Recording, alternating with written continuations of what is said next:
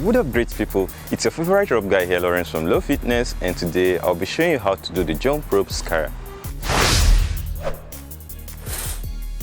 If you're new to this channel and you want to learn how to jump rope, be motivated while you work out to be fit, hit that subscribe button and turn on notification.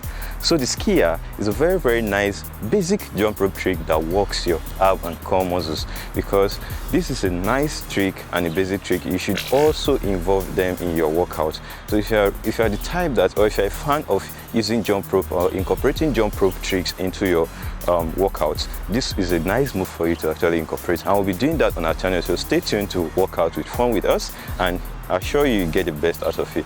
So let me show you the move, and I'll show you all the secrets you need to learn this move like the pros you are. So from this position, kind of go like you're doing this dance.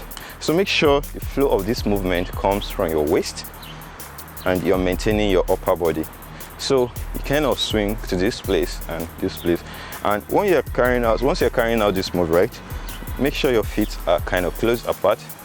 If your feet touch each other, it may be a little stressful for you, so try to maintain a little space between them to give you that flexibility to move from side to side and engage your core muscles, like your oblique muscles, to kind of maintain your upper body so you don't sway and fall away.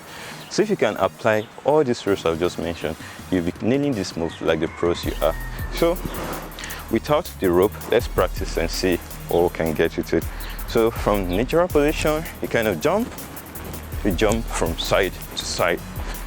Notice what's happening around my waist region. I'm kind of moving from side to side as if I'm doing a dance. So if I'm to do it again, let me give you an oblique view. I'll jump from middle position, then I go.